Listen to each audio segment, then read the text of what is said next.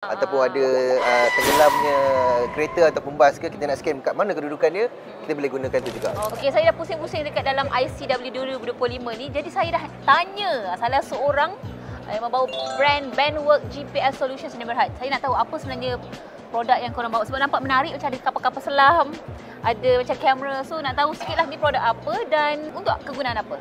Okey, so kami daripada Bandwork GPS Solutions. Okey. So kami berada di pasaran sejak tahun 2010 lagi. Okey, lama dah. Lama dah. Okey, so barang-barang yang kami bawa adalah untuk surveyor lah. So untuk dapatkan dia punya coordinate, positioning, kita ada GPS lah.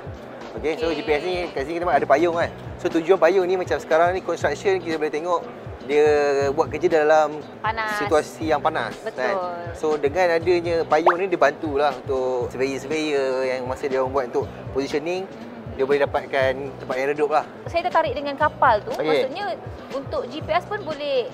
So macam mana boleh. untuk ukuran? So kita tengok kat sini, dia punya boat ni adalah untuk kegunaan dia untuk dapatkan dia punya kedalaman air.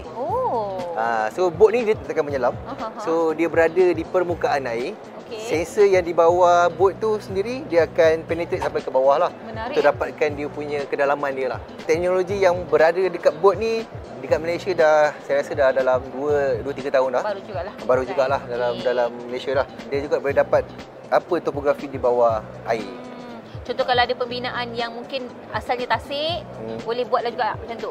Betul, untuk tasik, untuk kedalaman tasik ataupun ada mungkin bawah tu ada kapal karam ataupun ada tenggelamnya kereta ataupun bas ke, kita nak scan kat mana kedudukan dia, kita boleh gunakan tu juga. Okey, thank you so much. So hari ini dari Petronas, kami ada menyediakan produk-produk yang menggunakan robotik dan juga AI, di mana kami ingin menunjukkan kebolehan untuk improve lagi in terms of construction. Dengan ini boleh dilihat dari segi produk-produk yang membolehkan akses yang mana ada had pada manusia, yang menggunakan airborne seperti drone dan juga in terms of kemasukan di tempat-tempat yang sukar bagi manusia. Dengan participation kami dalam Build Expo ini, kami ingin menunjukkan kebolehan kami dan juga marketable produk kami yang dari segi fizikal dan juga AI yang boleh diguna pakai oleh industri untuk menambahbaikan in terms of digital dan juga productivity.